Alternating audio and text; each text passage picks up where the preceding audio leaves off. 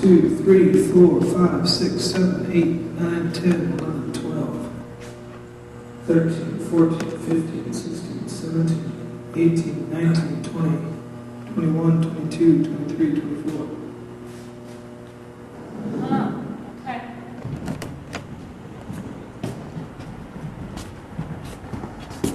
Documenting our cake. Okay. Steve had me documented earlier. The cake was no.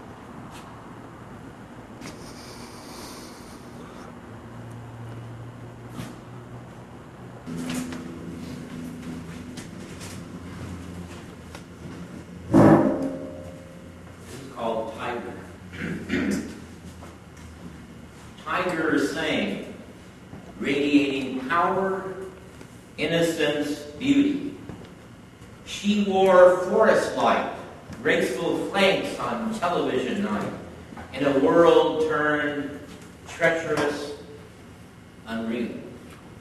Her poetry made me uncomfortable, as if the screen was not a prison. I imagined she might leap forward to devour my burning heart. This is a classic schoolbook tiger, ferocious, beloved companion, oblivious to our later religious beliefs and economic theories, carnivore like me, night hunter. The tiger has little land in which to survive, yet people tell stories of frightening encounters while performing their daily tasks. Our fingertips desire floodplains from which we came, microbes, canyons, secret messages, binding codes, particles of wistful, growling solitude, gleaming eyes, tiger jowls, teeth sparkling, difficult mind, hearts put together by fronds of palm. In the forest, I hope to find tigers, extravagant, tactful, guarding playful cubs, old, wise cats with immense, flaming eyes. I see a huntress on TV. The cigarette priest arrives, smiling, rueful, claiming to know which cat is most dangerous. I know, he says, when I hear the earth tremble. Trees grow silent, birds disappear. The forest people built a well in deep grass, a squalid orchard of sad fruit. And here the tiger came to feast. We kept our distance. The tiger mocked us. We're alone now and capable of drawing water from the well. We sit listlessly before our fires and watch yellow flames licking night air. Tankers of flesh burn when we bathe or wash. We watch the lioness lick her cubs and carry them in strong teeth to a new, safe location. Our children slide from sunshine into pale regions of sleep, work, and dream. They enter an amber world, asking only for shoes and the chance to meet a tiger one-on-one. The television commentator says that a man-killer is loose. It's a man-killer. It's not a joke. The village prepares to worship a vanquished congregation of long-gone grandmothers and crazy uncles. They've got the Indian Delta blues. There's a leaf of air folded over death stalking near, malice glued to whispering noon, insects buzzing, darting, thick, shuddering, prophetic sky moves forward, flies create a loud wail, immortal hand, eye, stand still in the clearing. Keep still, learn your lesson, but Mother Rossignol sings, stand still in the clearing.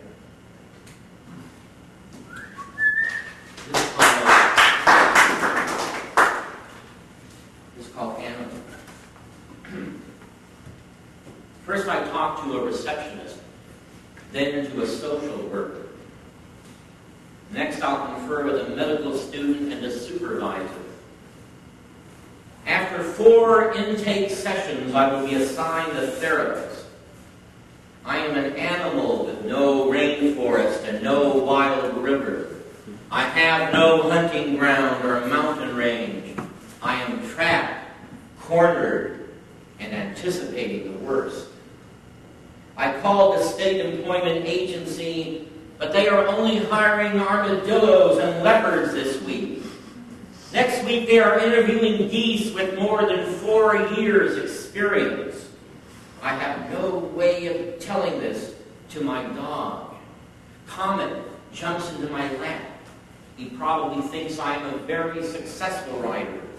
Or maybe he doesn't even know that I write. I am not the one who buys his dog food, but I am the one who opens a can. I may not be able to understand the difference.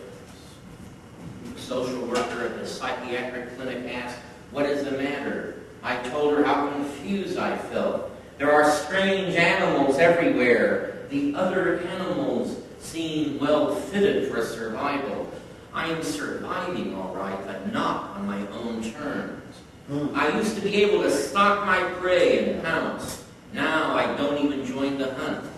I want to be put on the endangered species list. I need to be protected. I want a reservation. I will move through water like a dolphin. I will think ocean thoughts like the blue whale. I will soar like a condor over California hills and dart in dust of Ohio brushland like a red fox. I am only a track in the sand. I am merely a clump of fur on the rose bush. I am practically invisible.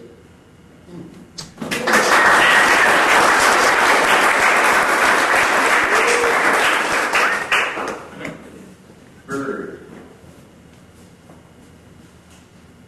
He flew to my window, sensate, an English parakeet, periwinkle, eyes sparkling, mind jumping, landed on the redwood deck railing. It was a meticulous afternoon with bright green avocado leaves on the tree, a terrain of fruit-covered fence before coming to my open palm and onto my shoulder, balanced on a bouncing ball, and moved the plastic eyes of God from side to side before being covered in light.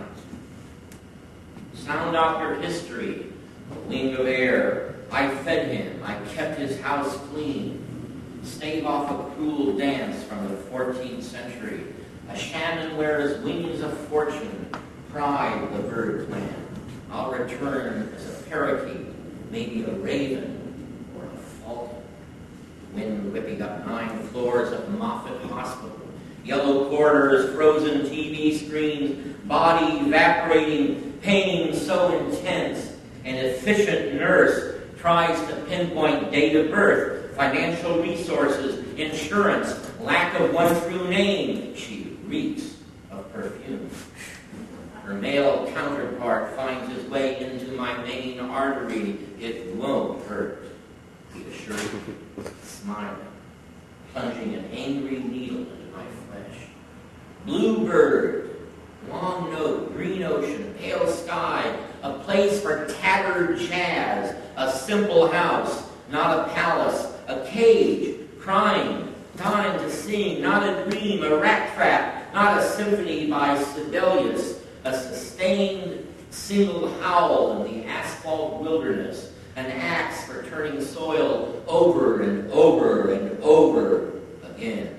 Deep enough.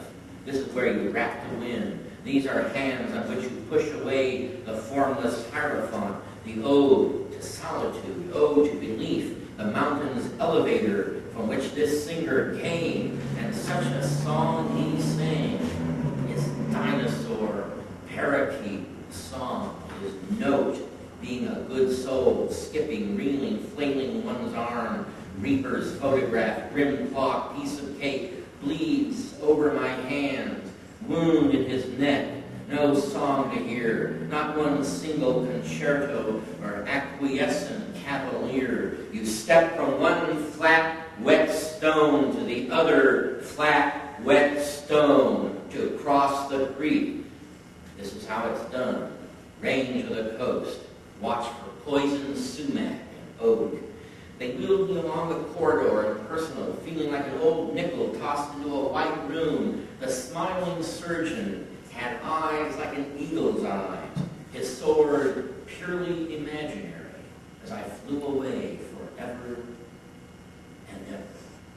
When I came back home, but part of it is seeing, believing with the senses, in the confusion language invokes, in the intimate connection with indulgence, a personal idea of sleep, die, peck, and find in a mirror your animal, bird, history, ancient, unbreakable, my ancient one, Jesus, what will Jesse say? How will I explain the emptiness I felt when they whispered my name in a white chute as down the chimney my body dove, 7 hours under the knife, fighting with my body bleeding, all mysteries consumed by poetry. Run and tell the winged believers we believe, because your sojourn over the ruins is propped up by music. Your trip over ruins sustained in Bach's Goldberg variations. Your journey over ruins demanding music, a whipping of desire, Lord Krishna.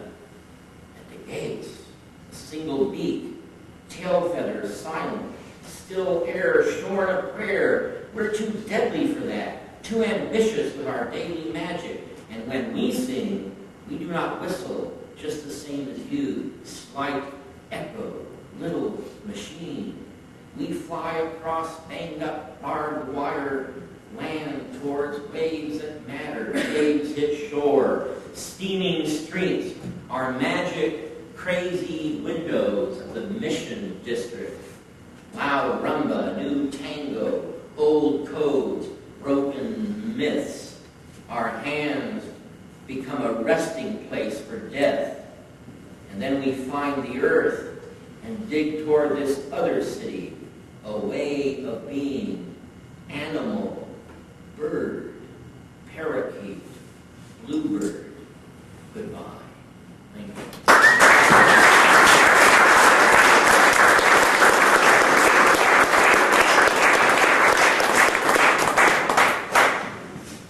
The last reader tonight is from New York and is San Francisco State teaching at Richard Mullins.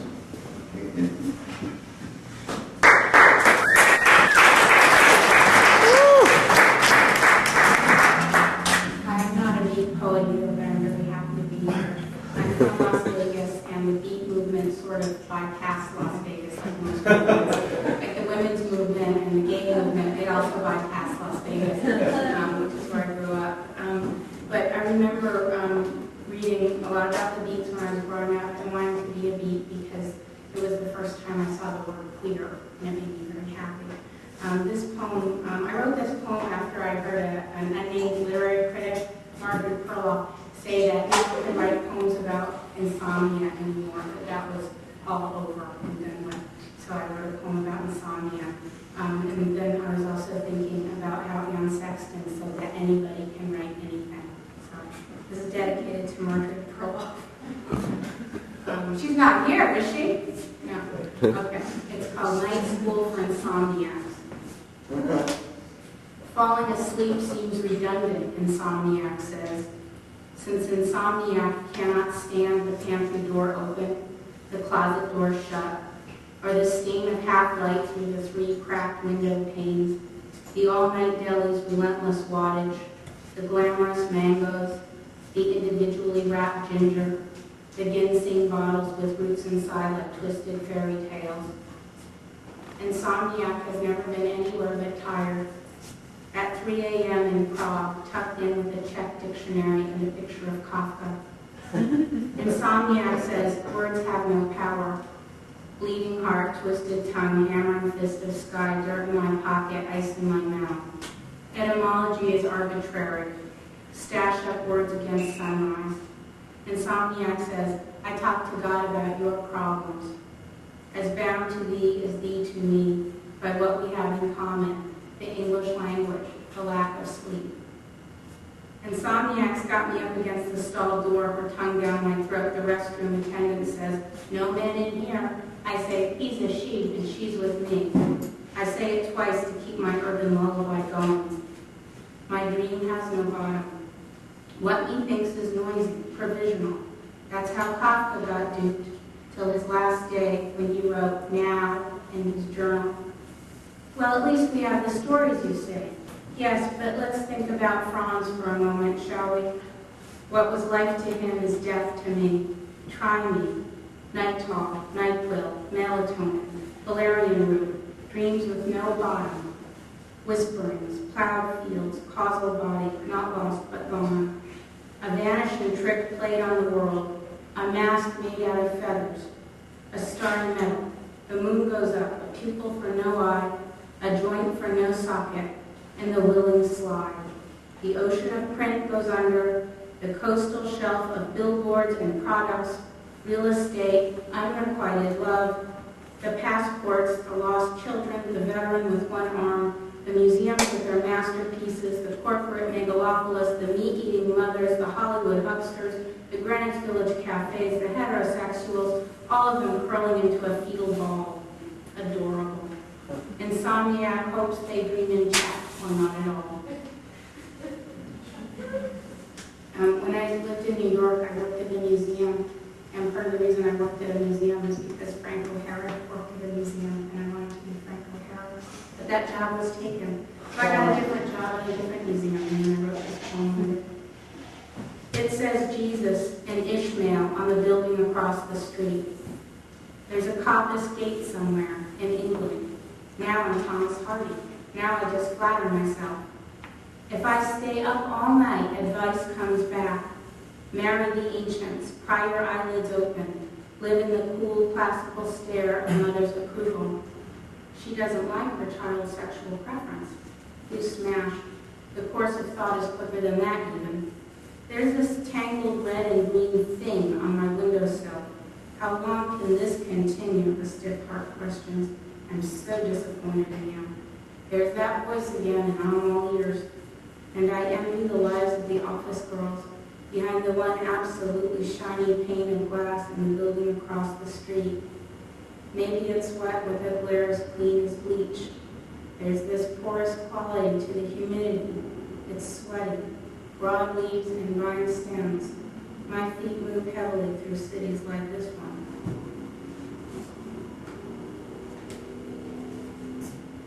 This is a poem that I wrote when I heard that a friend of mine had been institutionalized. It's called For M in Louisiana.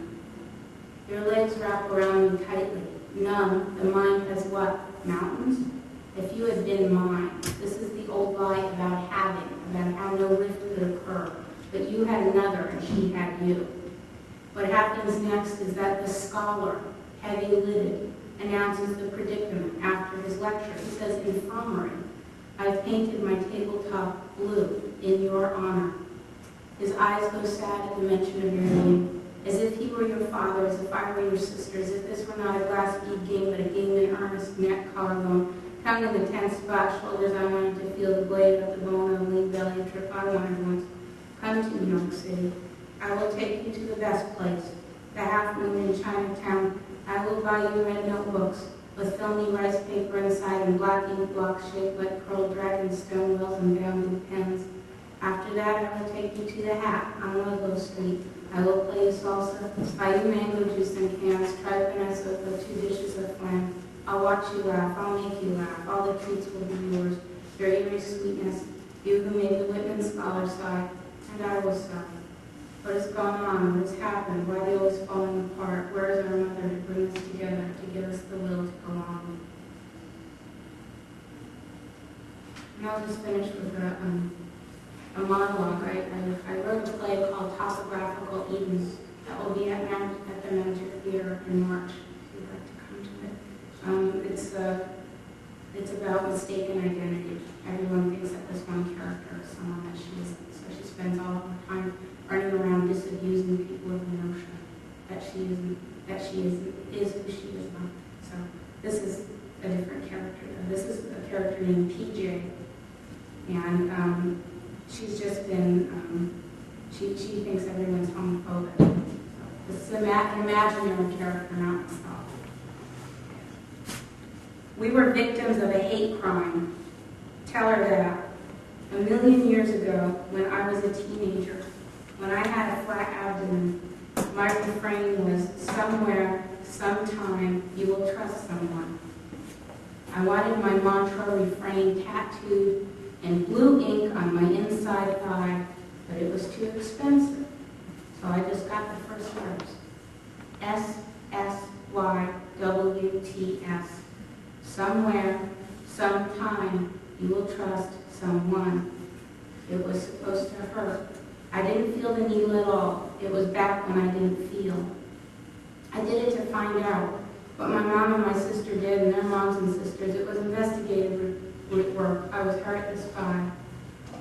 Once, twice, he tried to buy me dinner. He tried to be a big shot. I didn't care. I just wanted to crawl back to my studio apartment, take a purifying bath, eat a box of ho-hos, and fall asleep.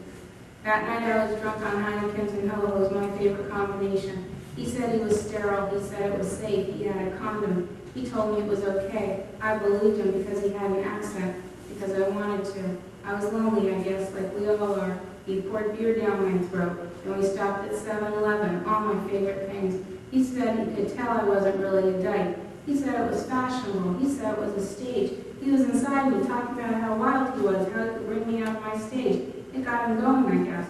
Afterwards, I felt like killing myself, because it isn't a stage. I'm not being fashionable. I'm not a fashionable person. The next day I slept until 6 p.m., sugar hungover from the ho-hos. Then I got on my Harley, suited up in my leather and spikes. I went to Red Rock Canyon, just before the sky went into shock.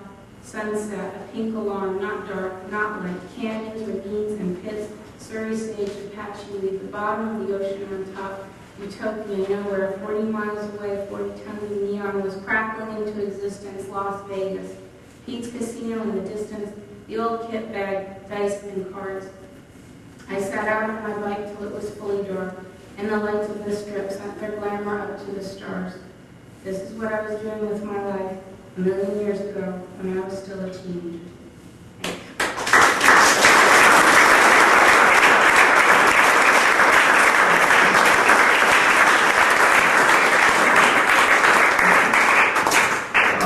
On the program, there's a couple more films, but I know it's getting late, and people have to go places. Like most of these programs, it goes longer than it's supposed to. And this is basically when we were supposed to end, but somehow we still have 2 films to go, so I excuse anybody that would like to leave this time. And the first film I'm going to show is silent footage. We had a poetry reading in '68 called The Great Incredible Poetry Reading. And as it were, I was the only one that took any footage of it. And Dave Meltzer was the organizer. He happens to be in Germany now, so he couldn't be here. He's going to make some video comments, and it's about 6 minutes long. And then if anybody still would like to stay around, I'm going to show 5 minutes of the film that I just finished. Okay, so take a minute for those people that have to leave, and then we'll do the next film. This is in the days when there wasn't videotape, so it's silent Super 8 footage. But I re-photographed it on 16, and Dave Meltzer will be speaking out of sync, of course, about the event on the 2 monitors. Okay.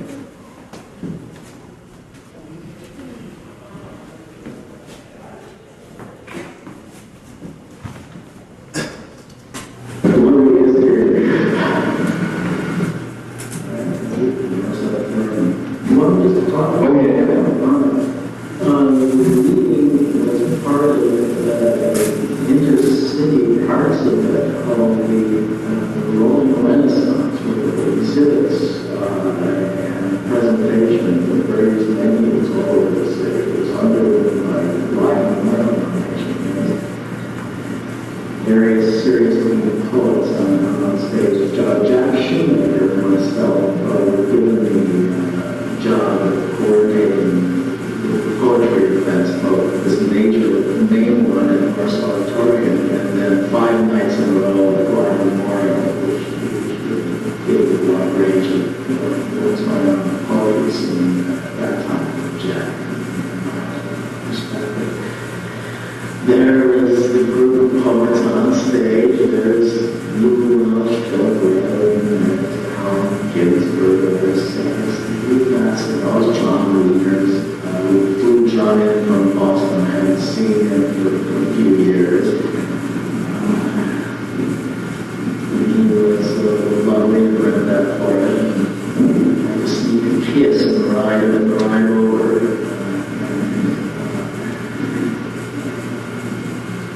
And there's the poet as he was sitting down in the lowest position and they're getting ready for the page to emerge. Trying to figure out what else is there. John's chatting and somebody's at Michael. Yeah, Michael. Or was that Michael screaming me out? Was that Lawrence? Yeah, wouldn't buy a car or any of these guys.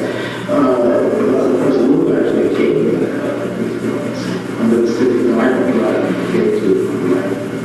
under the stipulation that if I would return to the was a brand new car to a French car. Anyway, there they are. They're kind of the pre-reading warm-up. Phil banging the cymbals and Mary Sally are sort of this pre-reading chant.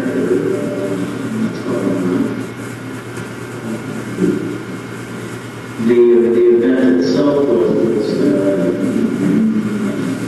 mastered a ceremony by Dave Hazelwood, who was the publisher and printer of the Hour Press, a distinguished San Francisco small press that realized in daring works, period of publishing Welsh's first book, Robert Rock, publishing Michael's Dark Brown, Emerson St. Jerry, and Phillips, the first substantial collection, Philip Lamonti and Thoreau's. That's been really nice. It seems like everyone's wonderful. It's chanting and talking and throwing eggs and proposing and I was having a this is like gathering thoughts. There's one of the great platform presences of performers and poetry.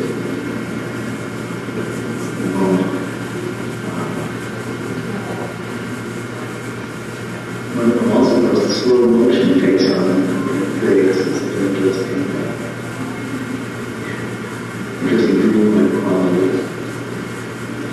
So the poets that we're reading,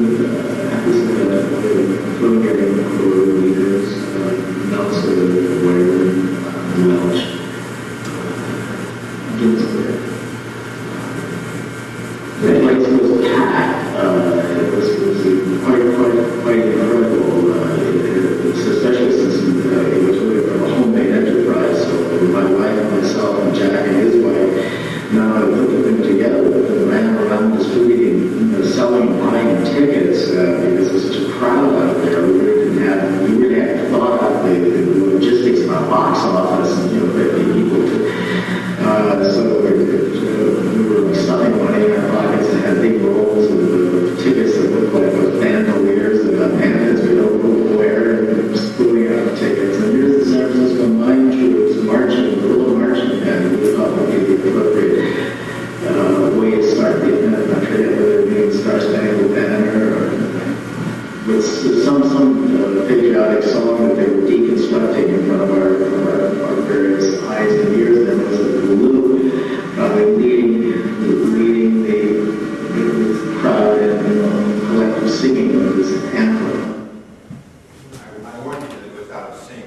And in addition to being out of sync, David, when he did the videotape, we had one roll, and then I found another roll. So he's like talking to one roll, and then it all got like messed around. And on top of that, we ran it at sound speed instead of silent speed, so it hinted quicker than it was supposed to. Sorry about that. But anyway, I was the only one that filmed that event, and it's sort of special, and it's never been shown before. That's the first time anybody's ever seen that footage. And Dave was real happy when he found somebody recorded a little something of it. Okay, now 5 minutes of the film that I've been working on in New York for the last 3 or 4 years, called Zoo Liquid Prototype. And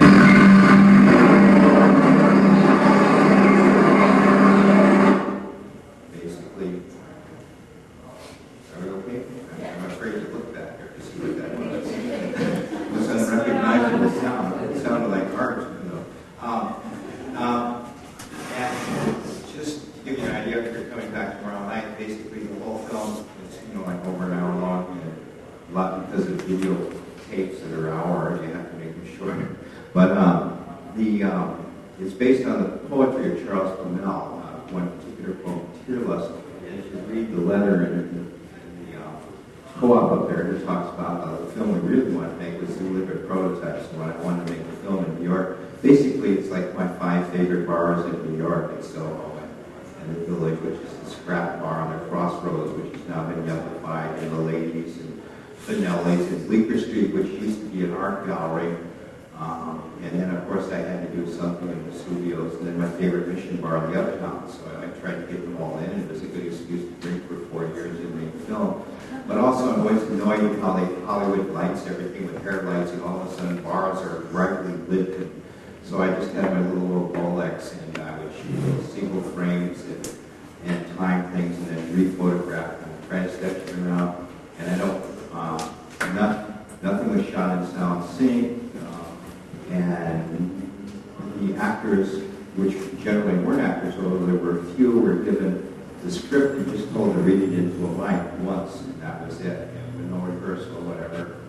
And it also had a CD-ROM on it, which, if you know anything about interactivity, it's like a world that goes on where you can walk in any direction that comes with it. And basically, in addition to Charlie, it goes back to my favorite poet, that's Emily Dickinson. And so you'll hear a little bit of one of her poems here at the beginning. Hopefully the sound won't be too weird, and I'm afraid now. And then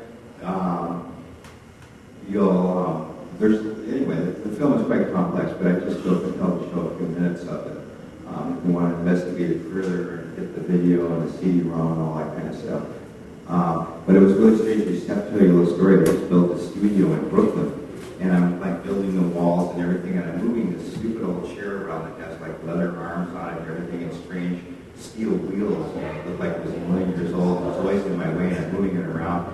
And on the last day before I got on the train to come out here, they were putting in the heat ducts, and this guy comes down from upstairs, Pavlo, one of the artists that works on the big sculptures. He says, "Oh God, he saw us all working around this chair." He says, "I had to move it. It's worth $25,000." And I looked at him, and the sheet metal workers looked at him. And we said, "What?" He says, "Yeah, this was Emily Dickinson's chair." Anyway, small world, you know what I mean. And it turns out he's a friend of a collector of Emily Dickinson. He just bought everything that's available to buy. So when I get to go back, he promises me to take me over to his house and show me all of it. But anyway, this is like, and in here you'll see the Gorilla Girls, where they did a thing in the morning where there's all these babies stacked up around Soho, and you'll see smoldering garbage in the street, and you'll see my ladies, and I think it starts hopefully in a great look with a little bit of a, and then it's all about young artists. It's part of a trilogy that I'm doing, and I'm going to do my next and last film, that's a clue, in Los Angeles. But this is New York, a little bit of San Francisco. So there's a painter, there's all the young artists. My first one was done in Vermont when punk was starting. And that's like when you're a teenager, you're going to be famous someday. And this is when they finally have gotten to New York City, and just everybody wants to screw everybody, you know, and they're like in their 20s and late 20s. And the last one, of course, will be beyond that in LA.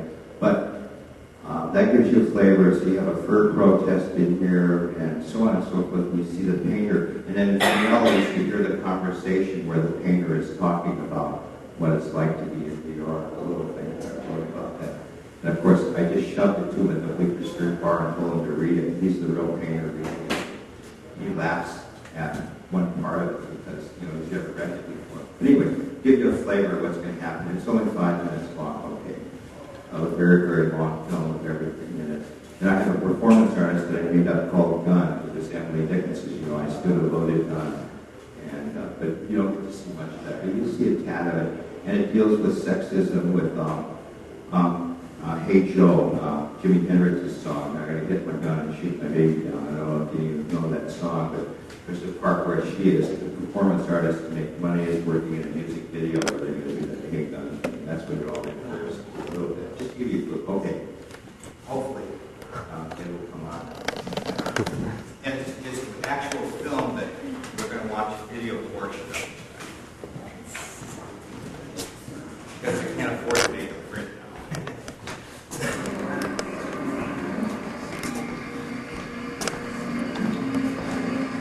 Yeah, I talked to Steve. He told me he's using the same cameraman he used for those fashion shoots out on the coast in LA and San Francisco. He's using the same guy for this Hey Joe music video. He said the models are dying to be in this video, you know, like, "Hey Joe, where you going with that gun in your hand? You know, I'm going to shoot my baby down." They love it.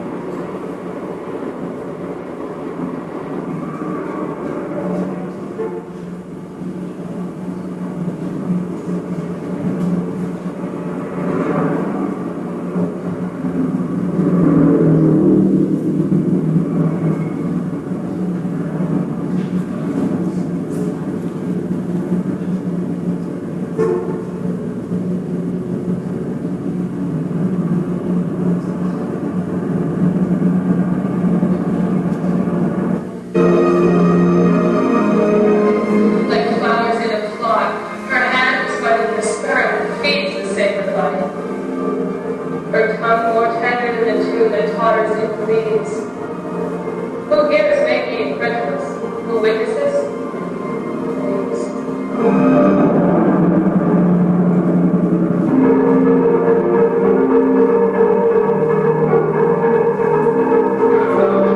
Let's carry our conversation on across the street at Pinelli's. Dead men, Jeff. You know, we all come here. We've been arriving here in New York, us young guys, with no past, and we started fucking the rough road to the top. There's been so many of us for so many years. It's hard to think of a spot in this city where someone hasn't died before. It's like we're climbing to the top of a liquid pile of wasted bodies of a massive unknown grave. Then your painting in the movie hangs there across the street like a tombstone of the unknown soldier. Because those people God had it, they don't know. They think being an artist is a fucking stupid thing. Anyone in their right mind be better off making money. Hey, as a matter of fact, did you know Evergreen died today? Or maybe yesterday, I can't be sure. I wonder about Evergreen. You know, there was a General James Barry of Edinburgh who served 52 years in the British Army, and they didn't discover he was a she till her death. And there was a gravestone in the Kansas City Cemetery that reads, "Here lies B.A. Finder. He mourns the dead who live as they desire." What the fuck can that mean? Anyway, I just like to paint and fuck. You can see no point in the happiness of angels. There is only one thing more fucked up tragic than suffering, and that is the life of those happy people in the suburbs. They don't know why they're paying $50 on Sunday to see our paintings. I wonder what makes them happy. Always doing things they don't understand. I sure hate to deprive my life of its full tragic intensity here in the city. Yes, Jeff, it's easy when you're young to speak of death because we can't feel it yet. One thing for sure, here nothing turns out the way we thought. The rules and the context are different and unwritten. Not the TV commercial it was made out to be. Us men always understand each other.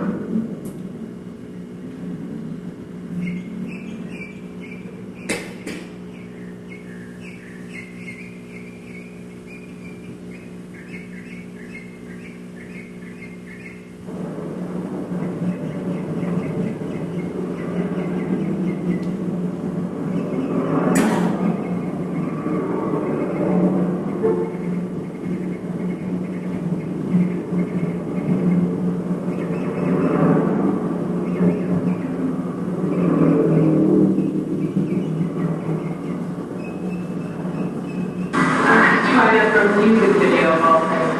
Blood, tits, blonde, guns, you know, the whole thing. Jimmy Henry style. Hey, Joe. One guy telling his buddy that they shoot this girl down. Nice, huh?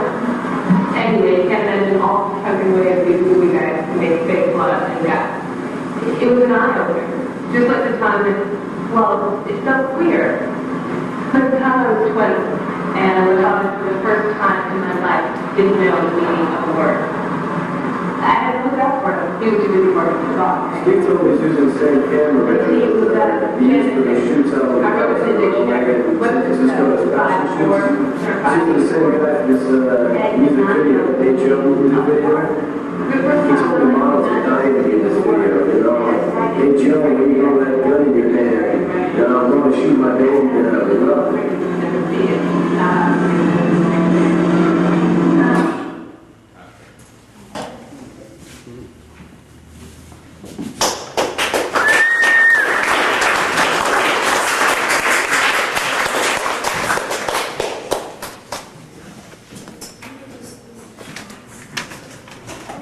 Thank you very much, and I hope you can get back for the main attraction, as they say, for all night, which is Charles, who's been here 15 years, and all of